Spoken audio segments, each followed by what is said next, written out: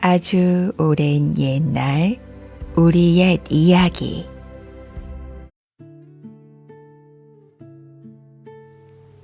여러분 안녕하세요. 오늘도 아주 오랜 옛날 이야기와 함께 해주셔서 진심으로 감사드립니다.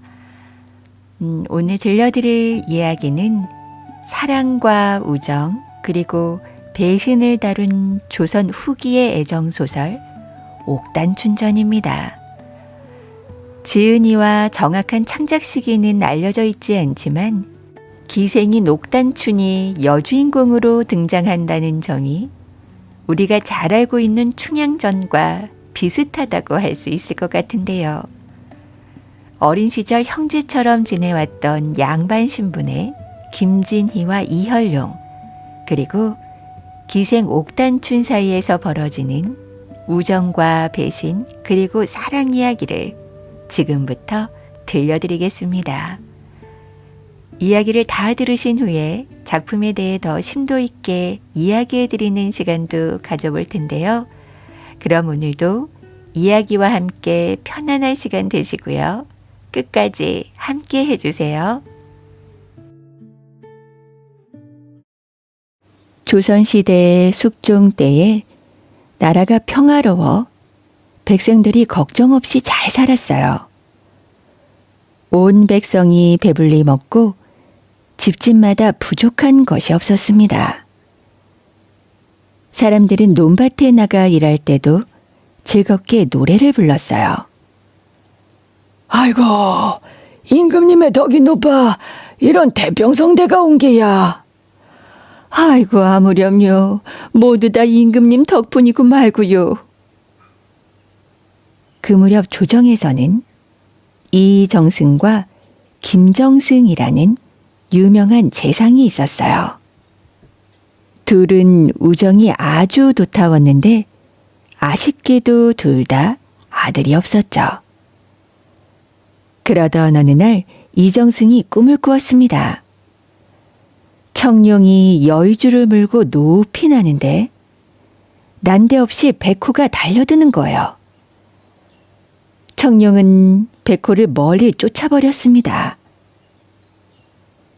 이런 꿈을 꾼 뒤에 이정승 부인이 아이를 가져 10달 만에 아들이 태어났어요.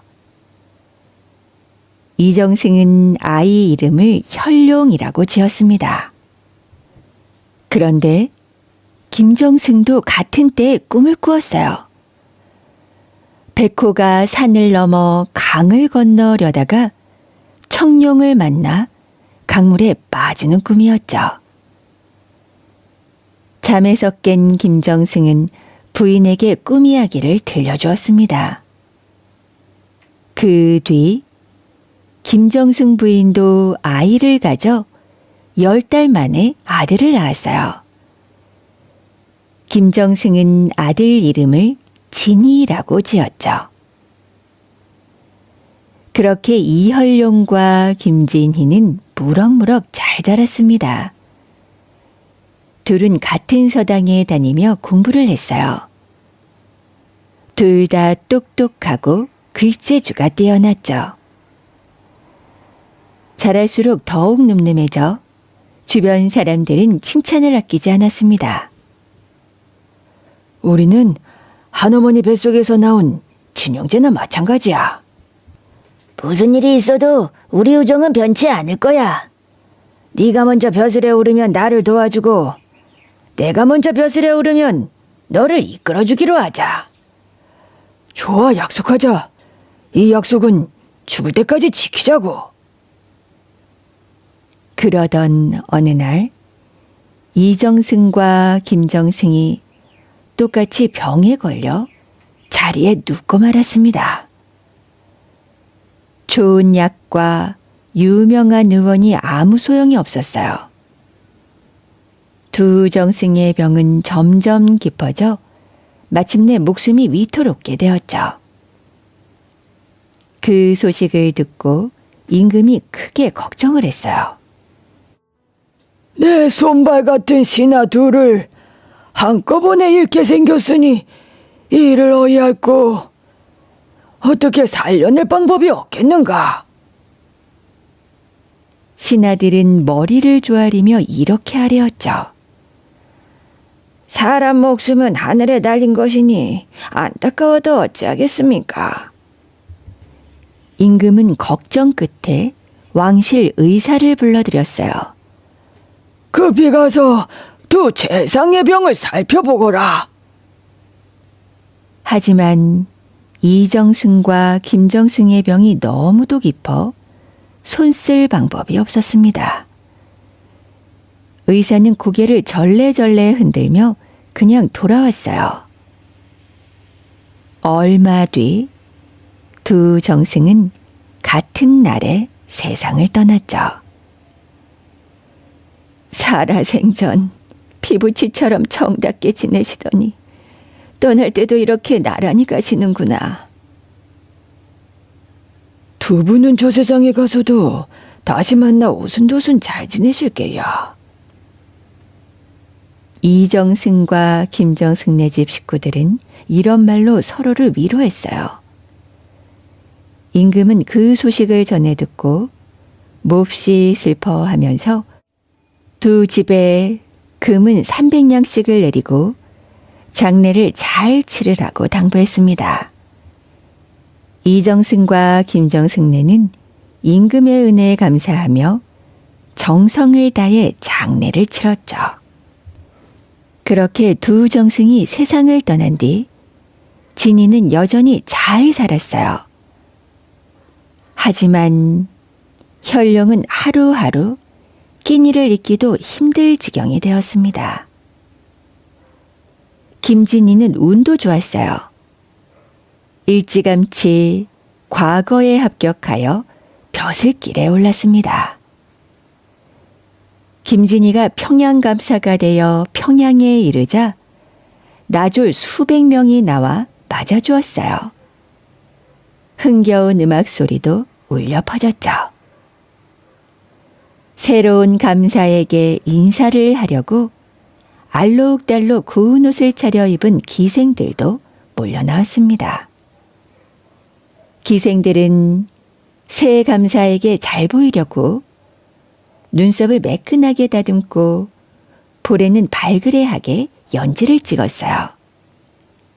그 모습이 마치 하늘나라 선녀들 같았습니다. 김진이는 먼저 감사로서 해야 할 일을 두루두루 알아보았어요. 아랫사람들의 인사도 차례차례 받았습니다. 그런 다음에 기생들을 불러 찬찬히 살펴보았어요. 평양에는 아름다운 여인이 많다더니 과연 그런지고?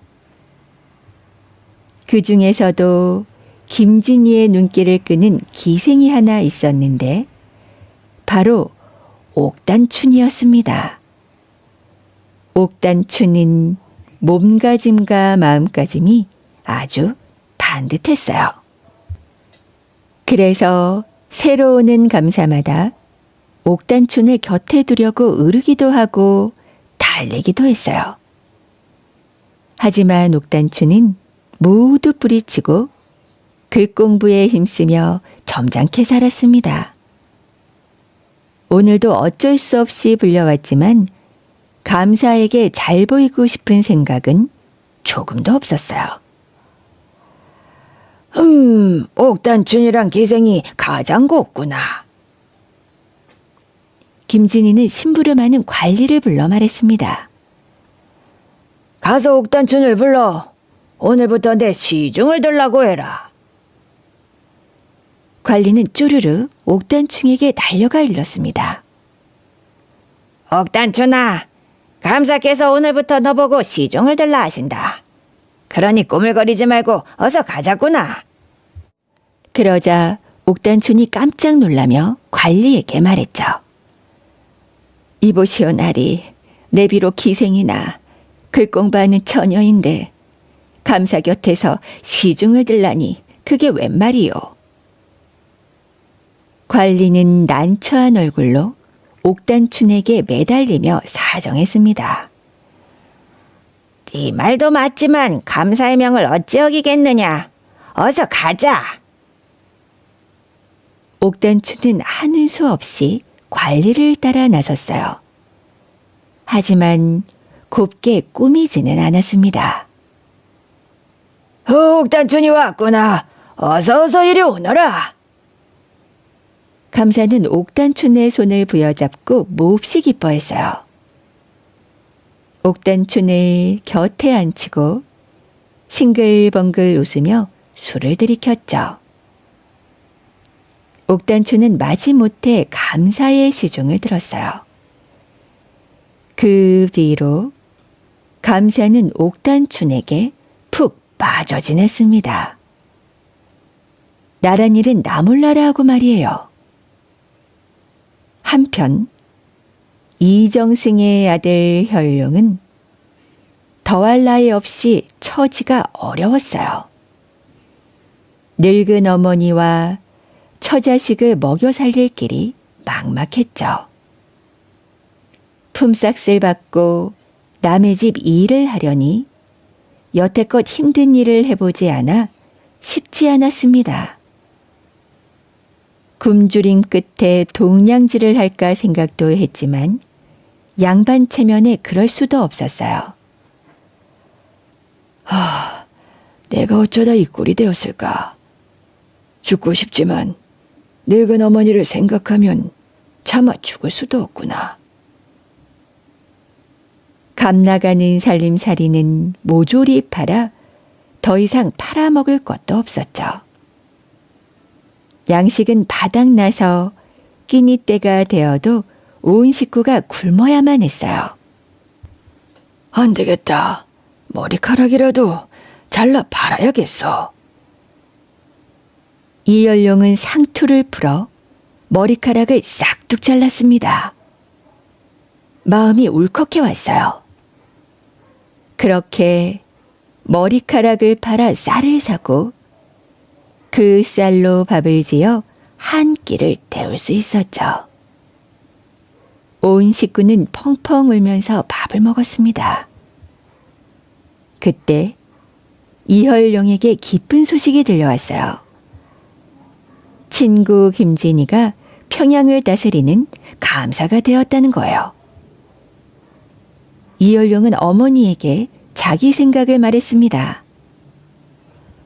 어머니, 김정승의 아들 진이가 평양에서 큰 벼슬을 난다 합니다. 예전에 진이와 저는 나중에 서로 돕고 살기로 굳게 약속을 했었지요. 제가 그 친구를 만나 어려운 사정을 얘기하면 예정을 생각해서라도 저를 도와줄 것입니다. 어머니는 고개를 끄덕이며 한숨을 내쉬었어요. 평양까지는 머나먼 거리인데 돈 한 푼 없이 어찌 떠나려 하느냐. 고생이 되더라도 여기서 굶주리는 것만 하겠습니까? 바삐 다녀올 테니 제 걱정은 마시고 그동안 몸 건강히 지내십시오. 그렇게 말하는 이혈룡의 눈가에 눈물이 맺혔어요. 한때는 두 집안이 떵떵거리며 살았건만 어쩌다 한 집은 높게 되고 한 집안은 거지꼴이 되었는지 생각할수록 서글프기만 했죠. 내가 복이 없어 그런 건가? 귀신들이 날 시기해서 일이 된 건가? 나 왜 이토록 가난하게 살아야 하는 걸까? 이연룡은 흘러내리는 눈물을 소매뿌리로 닦아냈습니다. 어머니가 따스한 말로 아들을 달래주었어요. 얘야, 너무 슬퍼하지 말거라. 누구나 한때 어려움을 겪는 법이니 하늘이 끝까지 너를 모른 척할 리야 있겠느냐. 이연룡은 어머니에게 절을 올리고 물러나왔습니다. 그러고는 아내를 불러 손을 꼭 잡고 부탁했어요. 내가 떠나거든 늙으신 어머니를 잘 보살펴 주시오. 어머니와 당신 아이들을 생각해서라도 되도록 빨리 돌아오겠소. 아내는 눈물을 꾹 참으며 이렇게 말했죠. 당신이 평양에 가시면 그 친구분이 인정 없이 대하기에 하겠습니까? 제가 시집 올 때 가져온 옷가지를 팔아 돈을 조금 마련했으니 이걸로 평양에 다녀오십시오. 고맙소. 내 이 돈을 아껴 쓰리다.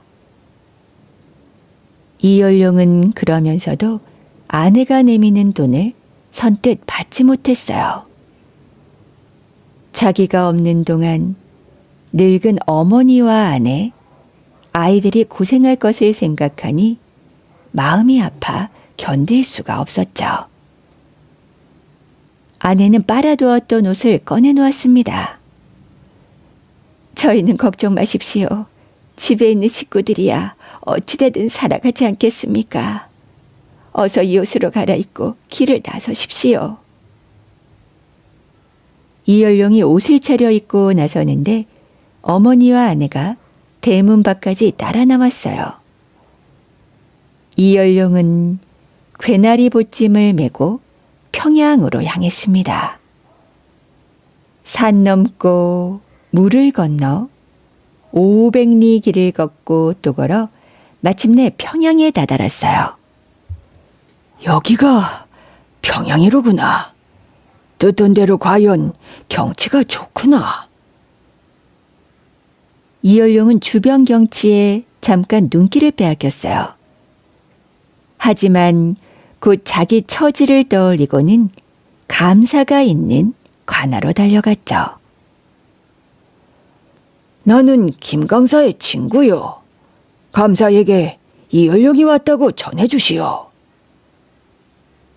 하지만 문지기는 눈을 부라리며 이열룡을 위아래로 훑어보았어요. 그러더니 차갑게 내뱉었죠. 에이, 웬 거지가 와서 감사를 짜는 게야. 감사는 아무나 만날 수 있는 분이 아니라고. 차림새가 이러해도 난 거지는 아니요. 난 감사의 어릴 적 친구로 형제처럼 지내던 사람이에다. 이열룡이 왔다고 하면 감사도 틀림없이 반가워할 것이요. 이열룡은 문지기에게 매달리다시피 하며 사정을 했어요. 하지만 문지기는 거들떠보지도 않았습니다. 이열룡은 그만 털썩 주저앉고 말았죠.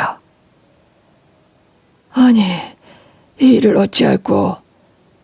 식구들은 줄임배를 움켜쥐고 이제나 저제나 내가 돌아오기만을 기다릴 텐데 감사를 만나지도 못하면 이 일을 어찌하나. 이열룡은 관아 근처에 있는 주막에 머물렀습니다. 감사를 만나지도 못한 채 그냥 돌아갈 수는 없었어요. 이열룡은 주막에 묵으면서 날마다 관아를 찾아가서 사정했지만 문지기는 꿈쩍도 하지 않았습니다. 아내가 마련해준 돈도 다 떨어져 가는데 이대로 돌아가면 무슨 낯으로 어머니와 아내 얼굴을 볼 수 있을까? 갖고 온 돈이 다 떨어지자 밥값이 밀리기 시작했어요. 주막 주인의 눈길이 점점 험악해졌습니다. 하지만 이열룡은 모르는 척할 수밖에 없었어요. 어떻게든 감사를 만나 도움을 얻어야겠기에 날마다 관아를 찾아갔습니다. 에휴, 선비님 처지가 참 딱하기도 하오. 그러게 하루빨리 감사를 만나야 할 텐데 말이요. 주막을 드나드는 사람들은 한결같이 이열룡을 가엾게 여겼어요. 이열룡은 절망에 빠져 눈앞이 캄캄했습니다. 이럴 바에는 차라리 대동강물에 풍덩 빠져 죽는 게 낫겠다 싶기도 했어요. 하지만 다음 순간 머리를 세차게 흔들었죠. 불쌍한 어머니와 아내는 내가 돌아오기만을 눈 빠지게 기다리고 있을 텐데 내가 죽었다는 소식이 들리면 어떻게 될까? 이열룡은 배가 고픔을 못 견뎌 입고 있던 옷을 하나씩 하나씩 벗어 발기 시작했습니다. 그렇게 몇 푼 마련해서 끼니를 때우고는 다시 관아에 가서 문지기에게 매달리는 날이 되풀이되었어요. 정말 끈질기구만. 이제 보니 거지가 아니라 미친 사람이군. 문지기들은 고개를 절레절레 저었습니다. 처음에는 거지라며 내쫓더니 이제는 완전히 미친 사람으로 몰아붙였어요. 그도 그럴 것이 이혈령의 모습은 미친 사람과 다를 바가 없었죠. 상투는 흐트러져 머리카락이 이마로 흘러내리고 겉옷은 다 팔아먹어 속옷만 걸친 데다 그 속옷마저 때가 꼬질꼬질하니 거지 중에서도 상거지였습니다. 미친 사람으로 보아도 당연할 지경이었어요. 이보시오. 제발 내 친구 진이에게 내 얘기를 전해주시오. 에이, 미친놈 같으니라고 어림도 없는 소리 마라. 문지기들은 이혈룡에게 대꾸도 하지 않으려고 했습니다. 이제는 더 이상 팔아먹을 겉옷도 없었어요. 그렇다고 굶어 죽을 수는 없는 노릇이니 동냥질을 해야 했죠. 남의 집 대문을 두드려 밥을 빌어 먹어야 했고 남의 집 처마 밑에서 새우잠을 자야 했습니다. 아이고, 내가 평양까지 와서 거지가 되다니. 서럽고 또 서럽도다. 내 팔자가 어찌 이리한가. 그러던 어느 날 감사가 대동강에서 큰 잔치를 벌인다는 소문이 들려왔습니다. 이열룡은 옳았구나 했어요. 이거야말로 김진이를 만날 수 있는 좋은 기회라고 생각했거든요. 그리고 잔칫날이 되었습니다. 커다란 상에는 온갖 기름진 음식이 가득했고 수십 명이나 되는 기생들이 저마다 노래와 춤으로 흥을 돋우었어요. 김감사는 높다란 자리에 앉아 술잔을 기울이고 있었습니다. 이열룡은 며칠째 굶어서 기운이 하나도 없었어요. 없는 힘을 쥐어짜 정자 위로 간신히 올라갔습니다. 그러고는 큰 소리로 외쳤어요. 평양감사 김진이야. 친구 이열령이 왔다. 깜짝 놀란 김감사가 나졸들에게 명령을 했어요. 웬 놈이냐? 어서 붙잡아 내 앞에 무릎을 꿇어라. 나졸 한 명이 바람같이 달려들어 이열룡의 상투를 확 낚아챘습니다. 이열룡은 그 자리에 고꾸라지고 말았어요. 감사가 이열룡을 내려다보며 잔뜩 화난 목소리로 말했죠. 네 이놈! 왜 미친놈이 나를 아는 척하는 게냐? 이열룡은 어이가 없었습니다. 모르는 척하는 친구가 괘씸한 생각이 들었어요. 이열룡은 마음을 단단히 먹고 또박또박 대답했죠. 들어라. 나는 이정생의 아들 이열룡이다. 너를 친구로 생각하여 먼 길을 찾아왔다. 하지만 한 달도 넘게 왔다는 말조차 전하지 못한 채 노잣돈이 다 떨어져 거지꼴이 되었다. 오늘에야 너를 만나게 되었으니 이제 죽어도 한이 없다. 그런데 너는 어렵게 찾아온 친구를 어찌 이리 푸대접하느냐? 그러자 감사가 콧방귀를 끼며 대꾸했죠. 에이, 네 놈이 내 친구라고. 난 너 같은 친구를 둔 적이 없다. 네가 이럴 줄은 정말 몰랐다. 옛날에 친구도 간대었고 형제처럼 지내자던 맹세도 쓸데없구나. 하지만 온갖 수모를 무릅쓰고 네게 부탁할 게 있다. 돈을 조금만 다오. 굶주린 어머니와 처자식이 나를 기다리고 있으니 다급한 사정을 제발 헤아려다오. 말을 마친 이열룡은 큰소리로 서럽게 울었어요. 하지만 감사는 얼굴이 불그락불그락 하더니 대뜸 나졸들에게 명령했죠. 이 미친놈을 썩 데려가 강물에 던져버려라. 무엇이라, 네 놈이 얘 친구에게 어찌 이럴 수 있단 말이냐? 나졸들은 달려들어 이열룡을 밧줄로 꽁꽁 묶었습니다. 발버둥치며 소리를 질렀지만 소용이 없었어요. 뱃사공은 이열룡을 배에 태우려고 질질 끌고 갔죠. 이열룡은 꼼짝없이 강물에 던져지게 생겼습니다. 그때 잔치 자리에 있던 옥단춘이 감사에게 말했어요. 갑자기 몸이 아파서 이만 돌아갈까 합니다. 그래. 그렇다면 물러가서 빨리 약을 쓰도록 하라. 옥단추는 서둘러 잔치 자리를 떠났어요.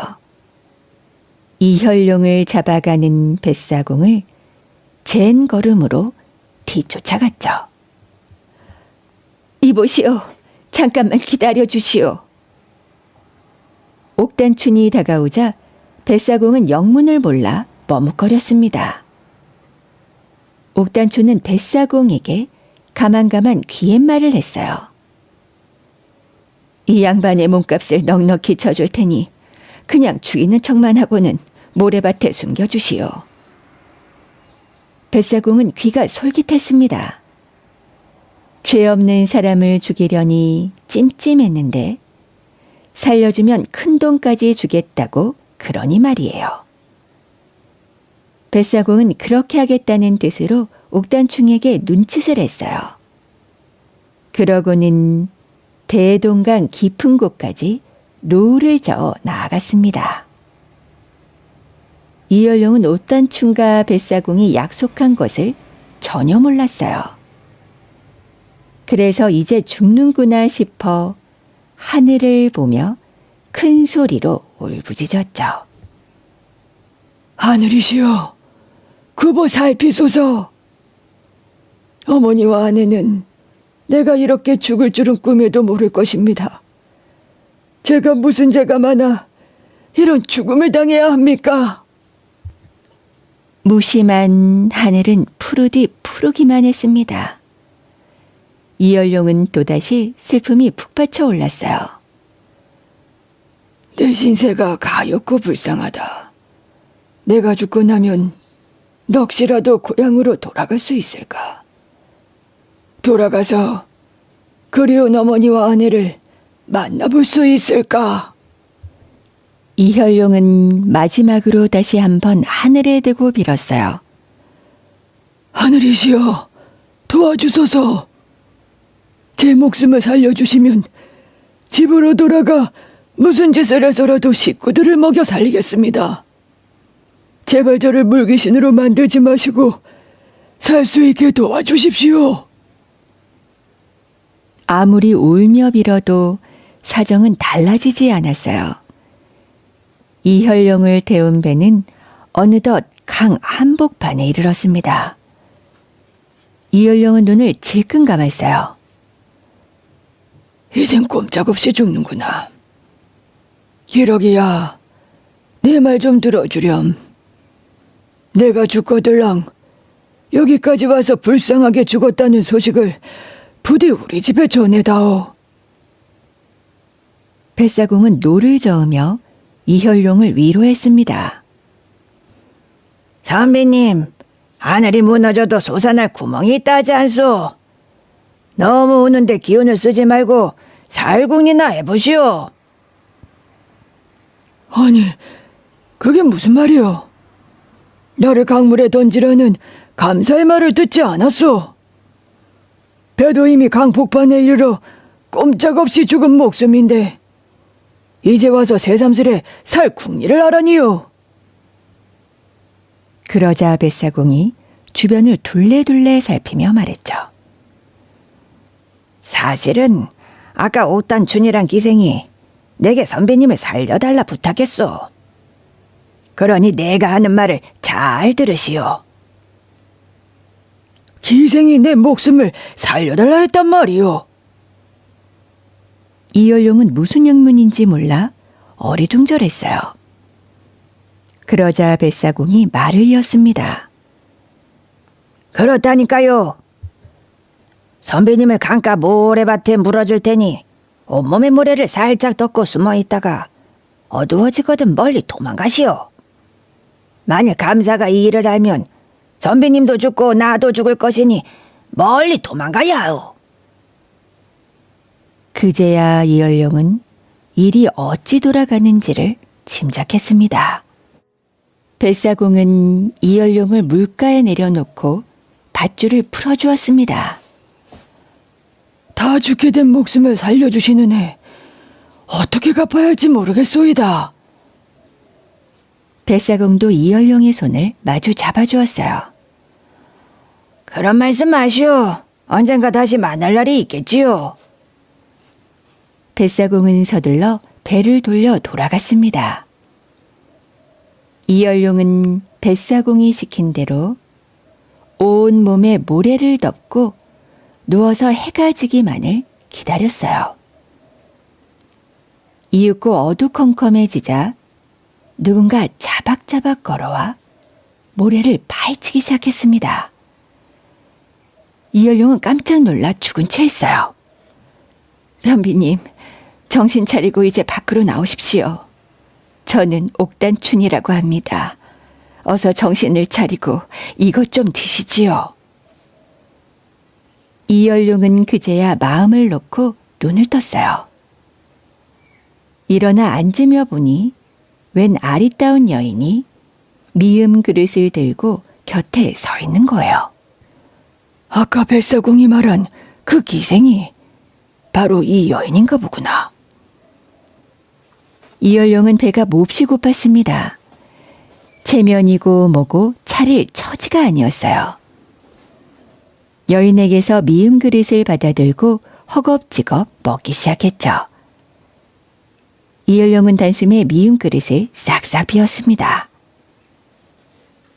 이제야 정신이 좀 나는 것 같습니다.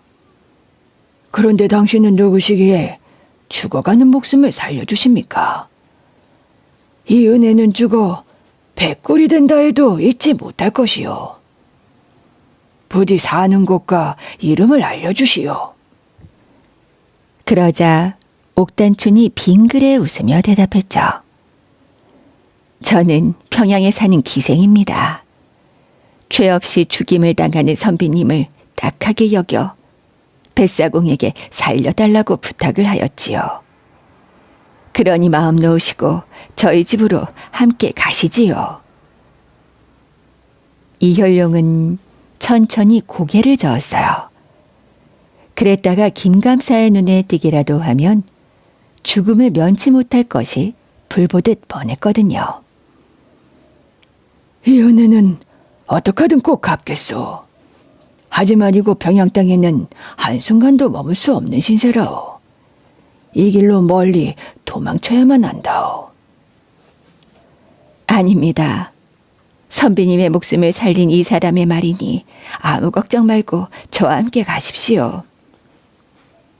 옥단충이 간절하게 다시 권했어요.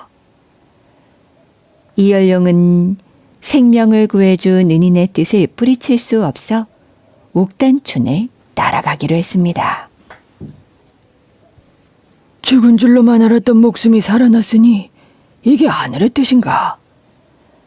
나를 보살피는 하늘의 뜻을 믿고 저 여인을 따라가 보자. 이열룡은 이런 생각을 하면서 옥단춘을 뒤따라갔습니다.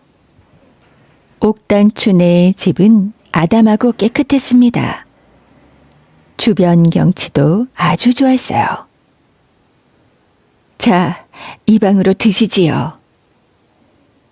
이열룡은 옥단춘이 가리키는 방으로 들어갔어요. 방 안은 아늑했고 말끔하게 꾸며져 있었습니다. 하얗게 바른 벽과 비단을 발라놓은 창문이 아름다웠어요. 이열룡이 방 안을 휘휘 둘러보는데 옥단춘은 이열룡을 남겨두고 밖으로 나갔습니다. 그리고 잠시 뒤 술상을 들고 왔죠.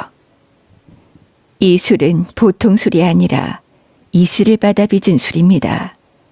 이 술 한 잔 잡수시면 천만년을 사시리라. 사양 말고 어서 잡수십시오.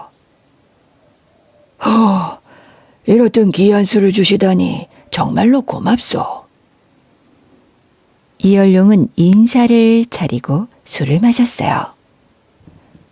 그렇게 한 잔, 두 잔 받아 먹다 보니 취하여 얼굴이 벌개졌죠.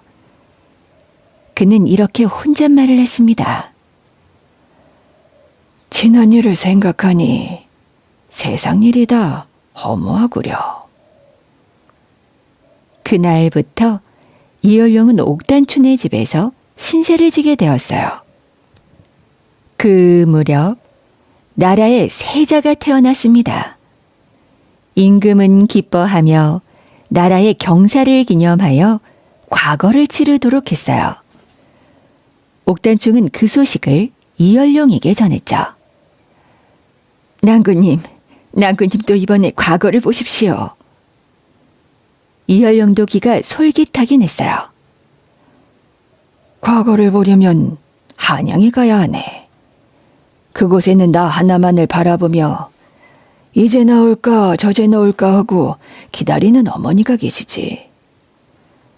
오늘까지 나는 여기서 편히 지내며 어머니를 잊고 있었으니 그 불효를 어찌다 말로 하겠소. 이제와 무슨 낯으로 가서 늙은 어머니와 고생하는 아내, 자식들을 대할까. 이열룡의 두 눈에서 눈물이 주르르 흘러내렸습니다. 그러자 옥단춘은 이열룡을 거듭 위로하며 말했어요. 과거에 합격하여 이름을 떨치면 영화로운 날이 올 것입니다. 옥단춘은 길 떠날 채비를 해주며 이렇게 일렀어요. 낭군님, 한양에 가시거든 서대문 밖 이선부댁을 찾아가십시오. 그댁에 제가 부탁해 놓은 게 있습니다. 그곳에 제가 부리는 하인도 있으니 그 하인을 데리고 시험장으로 가십시오. 그나저나 우리가 이렇게 헤어지면 또 언제 만난단 말인가? 만나면 헤어지고 헤어지면 만나는 것이 사람의 일입니다. 곧 다시 만나게 될 터이니 너무 섭섭하게 생각지 마십시오.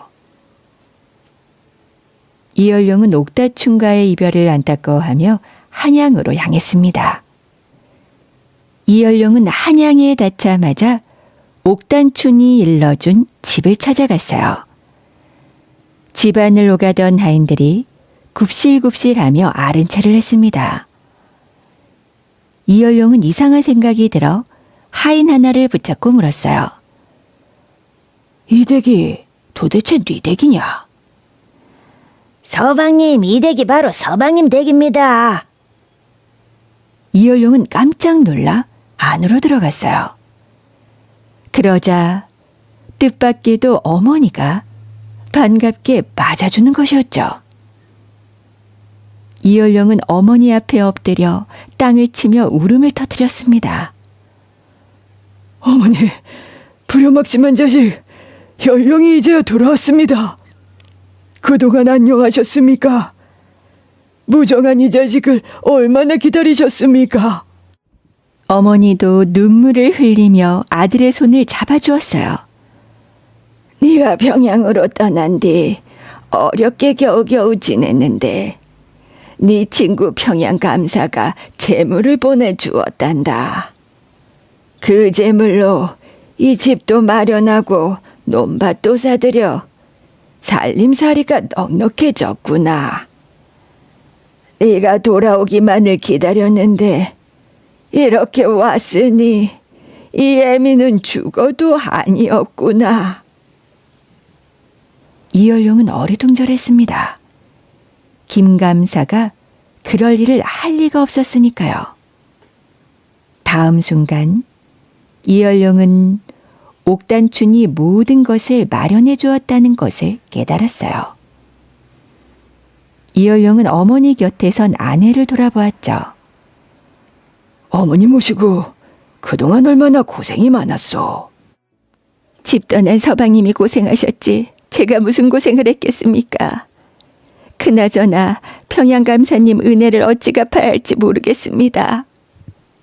아내의 말을 듣고 이열룡은 곰곰 생각에 잠겼어요.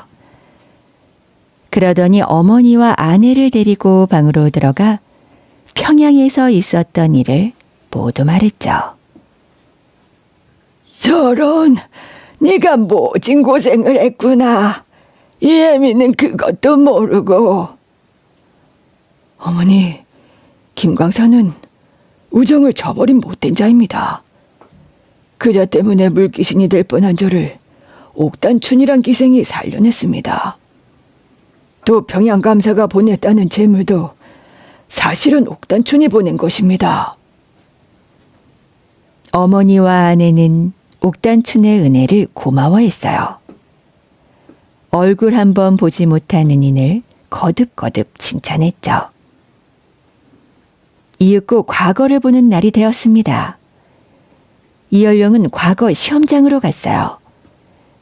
나란 곳곳에서 글 잘하는 선비들이 구름같이 모여들었죠. 시험을 치를 글 제목이 발표되고 이열룡은 잠깐 동안 생각을 한 뒤 먹을 갈고 붓을 들어 단숨에 써내려갔어요. 이열룡의 글을 올리자 임금을 살펴보며 감탄했습니다. 글씨와 글이 평범치 않으니 내가 찾던 뛰어난 인재로다. 그렇게 이열룡은 과거 시험에 거뜬히 합격했습니다. 임금은 이열룡을 불러 높이 칭찬했어요. 재주와 능력이 변변치 못한 저를 이토록 칭찬해 주시니 몸될 바를 모르겠나이다. 그리고 집으로 돌아온 이열룡은 잔치를 베풀었습니다. 함께 공부하던 친구들과 친척들이 모여서 축하해 주었어요. 사람들이 모두 돌아간 뒤에 이열룡은 혼자서 깊은 생각에 잠겼죠. 평양감사 김준희에게 모진 일을 당한 사람이 어디 나뿐이겠는가. 틀림없이 백성들을 쥐어짜고 없는 죄를 덮어씌워 재산을 가로챘을 것이야. 백성들이 괴로워하는 걸 알면서도 어찌 모른 척할 수 있겠는가. 나라와 백성을 위해 마땅히 임금께 여쭈어야 한다. 이열룡은 자신이 평양에서 보고 들은 일을 자세히 써서 임금에게 올렸어요. 임금은 이열룡의 글을 읽더니 책상을 치며 한탄했죠. 그러고는 이열룡에게 봉투 3개를 내주며 말했습니다. 첫 번째 봉투는 서대문 밖에 가서 열어보고, 두 번째 봉투는 평양에 가서 열어보고, 세 번째 봉투는 그 뒤에 열어보아라. 이열룡은 새 봉투를 들고 서둘러 길을 떠났습니다. 서대문 밖에 이르러 첫 번째 봉투를 열어보니 거기에는 평안도 암행어사 이열룡이라는 글과 마패가 함께 들어있었어요. 이열룡은 마패를 허리춤에 차고 평안도를 향해 말을 모았습니다. 그리고 평양에 도착해 두 번째 봉투를 열었어요. 두 번째 봉투 속에는 이런 글이 들어 있었죠. 암행어사는 못된 짓을 일삼는 평양 감사를 내쫓아라. 이열룡은 암행어사의 자격으로 부하들에게 명령을 내렸어요. 너희는 억울한 일을 당한 백성을 샅샅이 찾아 내게 알리거라.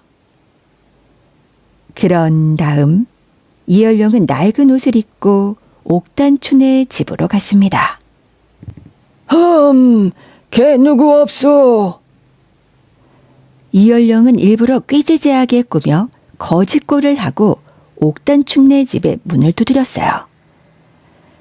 검은고를 켜던 옥단춘은 깜짝 놀랐습니다.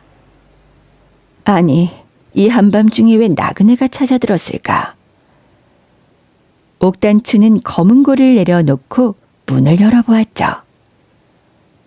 이 밤중에 누구시오?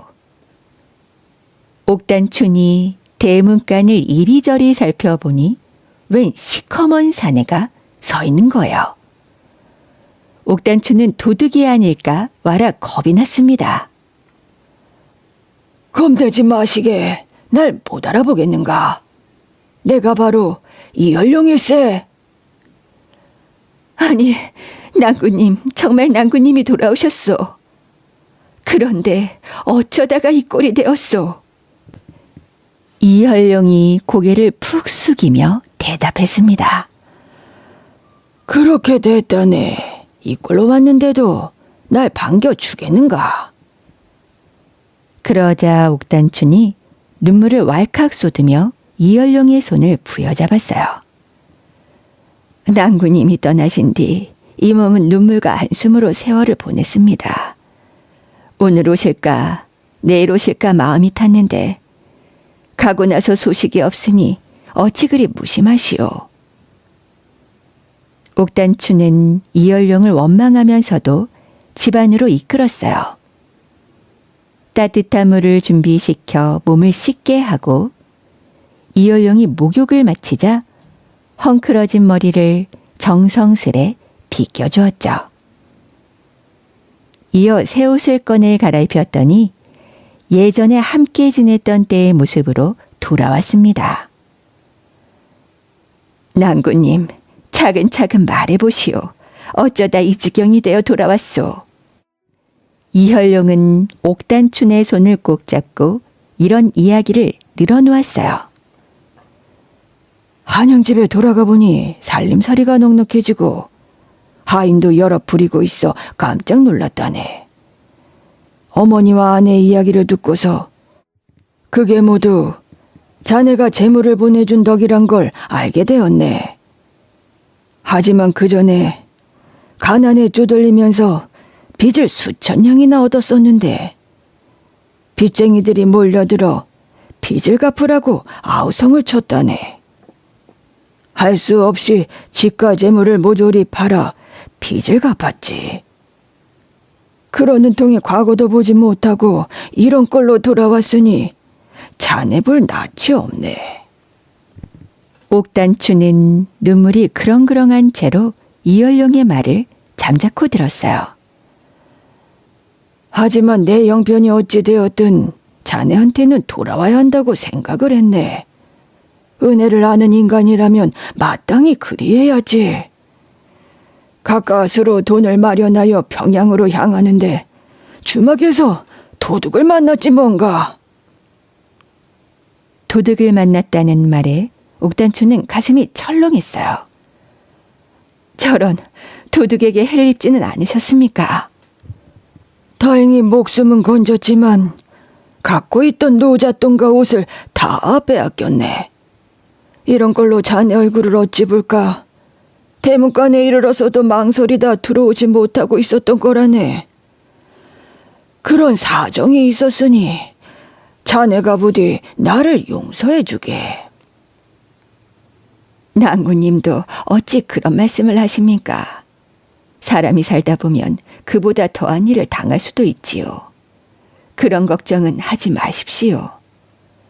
과거를 못 보신 것도 역시 낭구님의 운이 아니겠습니까? 과거야 다음번에 치르면 될 터이니 그리 실망하실 것 없습니다. 옥단추는 이열령을 진심으로 위로해 주었어요. 이튿날 아침 옥단춘이 이열령에게 말했죠. 낭구님, 평양감사가 오늘 또 잔치를 벌인다고 합니다. 제가 기생인지라 그 자리에 가지 않을 수가 없지요. 낭구님께서는 가만히 집에 계십시오. 되도록 빨리 돌아오겠습니다. 옥단추는 곱게 꾸미고 가마를 타고 나갔어요.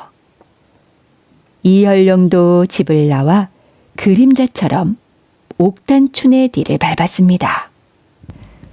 평양감사 김진희는 대동강이 내려다 보이는 정자에 떡 벌어진 잔치상을 차려놓고 술잔을 기울이고 있었어요. 어서 풍악으로 올려라. 흥겹게 한번 놀아보자꾸나. 알록달록 고운 옷을 차려입은 기생들이 조르르 나와 검은고 가야금 가락에 맞추어 춤을 추었습니다. 잔치가 한창 무르익었을 때 암행어사 이열령이 슬그머니 나타났어요. 너덜너덜해진 갓에 덕지덕지 기운 옷을 입고 정자 주위를 어슬렁거리며 잔치를 구경하고 있었죠. 이열령이 데려온 부하들은 정자 주변 숲속에 숨어서 암행어사의 명령이 떨어지기만을 기다리고 있었습니다. 그 순간 이열령은 성큼성큼 정자 위로 올라갔어요. 나졸들은 깜짝 놀라 와르르 달려들어 순식간에 이열령을 붙잡아 정자 아래에 꿇어앉혔죠. 김감사가 화가 나서 소리쳤습니다. 에? 이제 보니 이열령이란 놈이구나. 어찌하여 대동강에 빠져 죽지 않고 아직 살아있느냐? 이놈 진이야. 나는 널 친구라고 생각하여 신세를 지려고 했다. 그런데 너는 머나먼 길을 찾아온 나를 미친놈 취급하며 대동강에 빠뜨려 죽이려 하지 않았느냐? 내 이미 물귀신이 된 몸이나 원수는 갚아야겠기에 오늘 이렇게 왔다. 귀신이 되어 원수를 갚으러 왔다는 말에 감사는 등골이 오싹했어요. 그때 감사 옆에 있던 부하가 재빨리 이렇게 속삭였죠. 저건 거짓말입니다. 귀신이 어찌 사람의 모습을 하고 있겠습니까? 그때 일을 시켰던 뱃사공을 불러 따져 묻는 것이 좋겠습니다. 감사는 당장 뱃사공을 잡아들이라고 명령을 내렸어요. 나졸들이 우르르 달려나가 뱃사공을 붙잡아 오자 감사가 소리쳤습니다. 바른 말을 할 때까지 매우 쳐라. 잔치마당은 순식간에 무시무시한 분위기로 변했어요.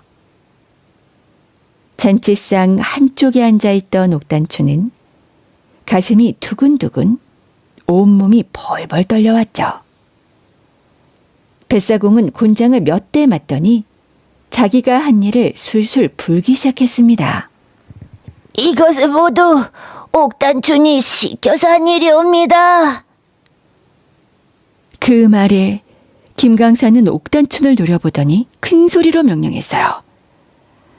뱃사공 갖자고 이열령을 살려준 옥단춘도 끌어내라. 양쪽에 서 있던 나졸들이 달려들어 옥단춘을 끌어내렸어요. 그러고는 땅바닥에 무릎을 꿇렸죠. 옥단춘은 얼굴빛이 하얗게 되어 이열령을 바라보았습니다. 여보시오, 이게 웬일이오? 여긴 무슨 일로 오셨습니까? 하지만 이열령은 아무 대답도 하지 않았습니다. 옥단추는 제 가슴을 탕탕 두드리며 울었죠. 내가 집에 있으라고 신신당부했는데 정말로 귀신이 되려고 여기에 온 것이오. 어찌하여 죽을 자리에 제 발로 찾아든 것이오. 옥단춘아, 너무 슬퍼 마라. 네가 오니 내 마음도 아프구나. 이열룡은 아무렇지도 않은 듯 대언했습니다. 이윽고 감사가 뱃사공에게 무서운 명령을 내렸어요. 이열룡과 옥단춘을 한 배에 실어라. 그리고 내가 보는 앞에서 대동강물에 던지거라. 예, 한치도 어긋남 없이 분부대로 하오리다. 뱃사공은 달려들어 이열룡을 밧줄로 꽁꽁 묶었습니다. 그러고는 옥단춘과 함께 끌고 가서 배에 태웠어요. 그리고 힘껏 노를 저어 대동강 한복판으로 나아갔죠. 이열룡은 고개를 들어 하늘을 우러르며 단식했습니다. 진영제처럼 지내자던 오래전 맹세가 다 쓸데없구나. 어려움에 빠진 벗을 도와주기는커녕 죄 없이 죽음에 몰아넣으려 하니 이런 법이 세상에 어디 있단 말인가. 옥단춘이 이열룡의 손을 부여잡고 흐르는 강물을 보며 말했습니다. 낭구님도 불쌍하고 나도 가엾소. 지은 죄도 없이 하늘이 주신 목숨대로 살지 못하고 물고기 밥이 되는구려. 그때 저 멀리 강가에서 둥둥 북소리가 들려왔어요. 이열룡과 옥단춘을 빨리 강물에 던지라고 재촉하는 소리였습니다. 옥단춘은 온몸을 사시나무 떨듯하며 이열룡에게 매달렸어요. 이 일을 어찌하여, 어찌하면 우리가 살 수 있단 말입니까? 죄가 없으면 살 수 있는 법. 울지 말고 정신을 차려야 하네. 뒤이어 둥둥 북소리가 다시 들렸어요. 그러자 뱃사공이 이열룡과 옥단춘을 다그치기 시작했습니다. 어서 물에 뛰어드시오. 조금이라도 꾸물거리면 나까지 죽일게요. 어서 물속으로 뛰어드시오. 옥단춘은 뱃사공에게 울며 사정했어요. 내가 물에 뛰어들 것이니 우리 낭구님만은 살려주시오. 하지만 뱃사공은 고개를 절레절레 저었습니다. 옥단춘은 입술을 꼭 깨물었어요. 이제 죽는 길밖에 다른 방법이 없다고 생각했으니까요. 두 눈을 꼭 감고 치마를 뒤집어 쓴 채 물에 뛰어들 채비를 했습니다. 낭구님, 제가 먼저 저 세상으로 갑니다. 그러면서 물에 뛰어들려는 순간 이열룡이 깜짝 놀라 옥단춘을 붙잡았습니다. 그리고 정자를 향해 벼락같이 소리를 질렀어요. 얘들아, 이제 나오너라. 그 소리를 신호로 정자 주변 곳곳에 숨어 있던 이효령의 부하들이 벌떼같이 달려나왔습니다. 그리고 천둥처럼 이렇게 외쳤어요. 어명어서 출두여! 그 소리가 어찌나 크고 요란한지 대동강 주변을 온통 뒤덮을 듯 했습니다. 이열룡이 당당한 태도로 뱃사공에게 명령했어요. 이 배를 강가로 빨리 되돌리거라. 뱃사공은 귀신에 홀린 듯 허둥지둥 강가로 노를 저었죠. 옥단춘도 정신이 없기는 마찬가지였습니다. 어찌된 영문인지 몰라 한동안 멍하니 있다가 겨우 정신을 차리고 입을 열었어요. 낭구님이 정말로 암행어사가 되셨습니까? 이것은 꿈은 아니겠지요? 꿈이라니 무슨 말을 그리 하느냐. 배가 강가에 닿자 이열룡은 옥단춘과 함께 정자에 올라 사방을 둘러보았어요. 김감사는 암행어사 출두야 소리에 놀라 허둥지둥 도망을 쳤어요. 하지만 멀리 가지는 못했습니다. 도망을 가다 정자에서 굴러떨어졌거든요. 곧 이열령의 부하들이 달려들어 감사의 뒷덜미를 잡았어요. 그리고 암행어사 앞으로 질질 끌려갔죠. 이열령은 그 사이 암행어사의 옷으로 갈아입고 앉아 있었어요. 이열령은 땅바닥에 엎드린 감사를 향해 소리쳤습니다. 벼슬 자리를 받았으면 백성들을 잘 보살펴야 마땅하거늘 날마다 백성들을 쥐어짜 잔치를 벌이며 놀기에만 바빴으니 그 죄가 하늘에 닿았도다. 네가 어찌 벌을 피해갈 수 있겠느냐? 이열령은 부하들에게 형틀을 내오라고 일렀어요. 곧이어 정자 아래 형틀이 갖춰지기 시작했습니다. 감사가 잘못을 뉘우칠 때까지 매우 쳐라. 명령을 받은 나졸들이 사정없이 감사의 볼기를 쳤습니다. 아이고 나중네 어사또 제발 살려주시오. 감사는 쉴 새 없이 비명을 질렀어요. 그렇게 볼기 수십 대를 맞은 끝에 감사는 기절하고 말았죠. 나졸들은 정신을 잃은 감사의 목에 큰 칼을 씌워 옥에 가두었습니다. 며칠 뒤 감사는 다시 이열용 앞에 끌려 나왔어요. 그러자 이열용은 엄숙한 목소리로 말했습니다. 김진희는 오늘로 평양 감사 자리에서 쫓겨났다. 김진희는 고개를 들지 못했어요. 그리고 다시 형틀이 준비되었습니다. 김진희는 들어라. 예전에 너와 나는 친형제나 다름없었다.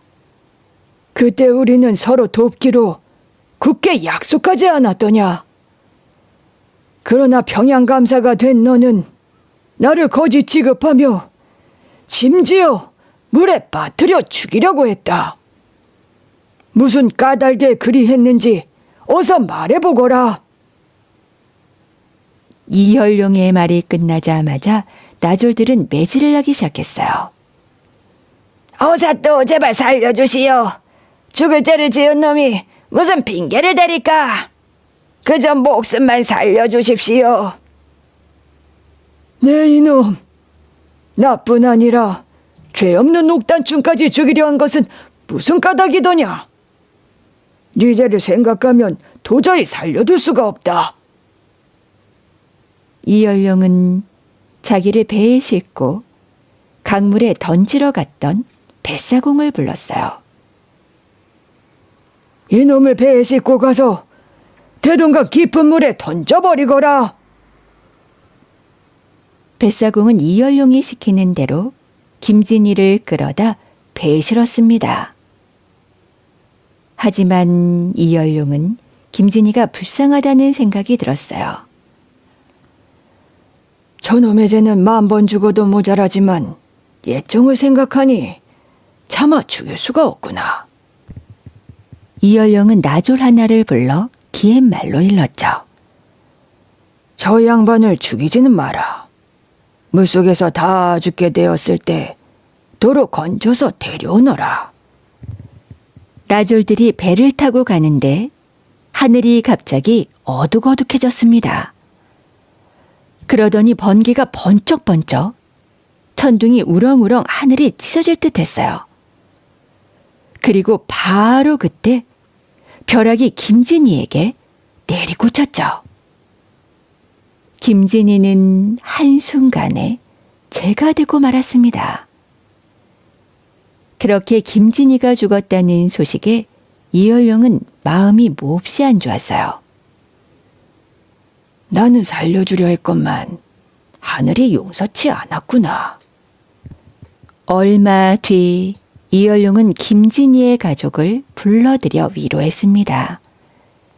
이제까지 있었던 일을 다 말하고 재물을 넉넉히 주어 돌려보냈어요.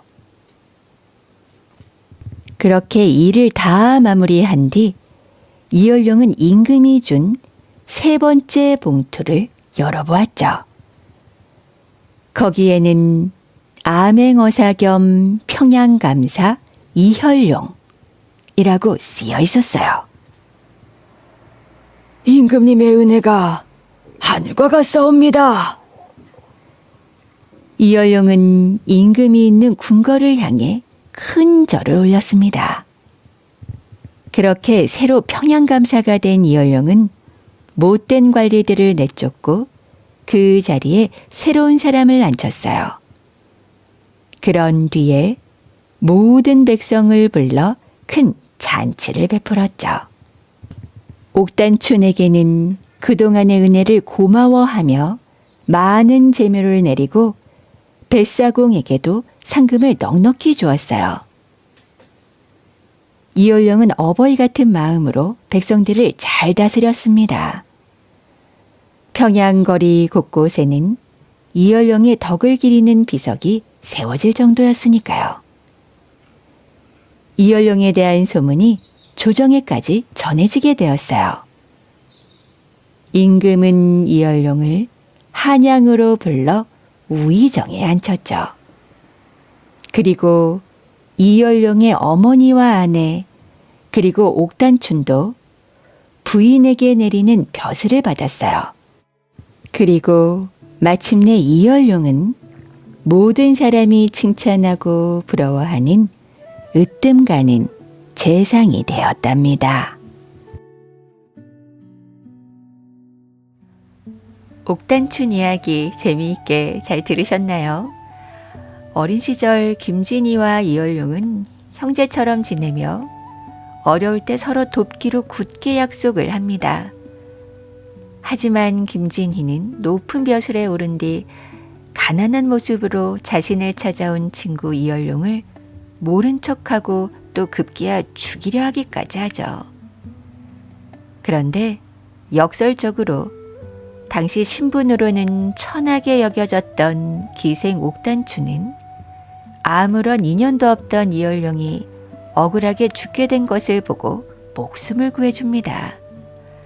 먹을 것을 주고 보살펴줄 뿐만 아니라 다시 일어설 수 있도록 물심양면으로 돕고 말이죠.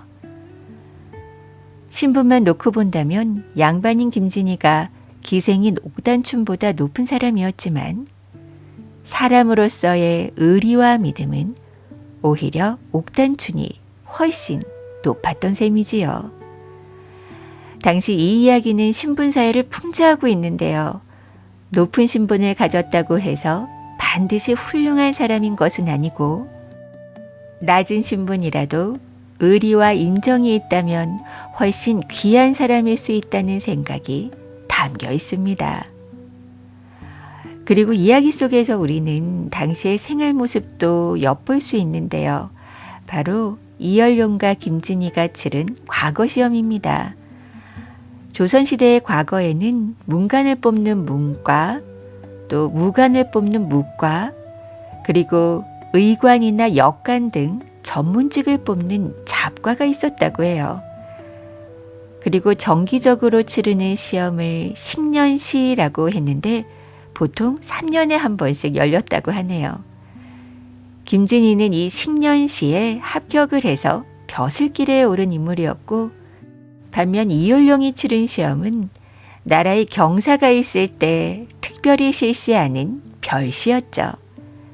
이야기에서는 세자가 태어난 것을 기념하여 별시가 열리고 이혈용이 그 시험에 합격하면서 그의 운명이 크게 바뀌게 된 것입니다. 우리는 고전 속에서 평양감사가 나오는 이야기를 많이 접하게 되죠. 평양감사란 말 그대로 평안도를 다스리던 높은 관리로 오늘날로 비유하면 도지사와 비슷한 위치라고 말할 수 있을 것 같습니다. 당시 평양은 한양과 멀리 떨어져 있어 중앙의 감시를 상대적으로 덜 받았고 농사가 잘 되어 먹을 것이 풍부하고 또 미인이 많기로도 이름난 곳이었다고 해요. 그래서 옛 이야기에서는 평양감사가 풍류를 즐기며 잔치를 벌이는 모습으로 자주 등장하는 것이죠. 평양감사도 제 싫으면 그만이라는 유명한 속담이 있을 만큼 평양감사는 당시 사람들에게도 잘 알려진 벼슬이었습니다. 그런 까닭에 고전소설 속 탐관오리 가운데 평양감사가 자주 등장한다고 하는군요. 이렇게 옥단춘전은 사람의 가치가 신분이나 벼슬이 아니라 어떻게 약속을 지키고 어려움에 빠진 사람을 어떻게 대해야 하는지에 대한 교훈을 주는데요. 어쩌면 이것이 오랜 세월 동안 이 이야기가 사람들에게 전해져 온 가장 큰 이유인지도 모르겠습니다. 지금까지 아주 오랜 옛날 이야기와 함께 해주셔서 진심으로 감사드리고요. 저는 다음에 또 다른 이야기로 찾아올게요. 오늘도 편안한 밤 되세요.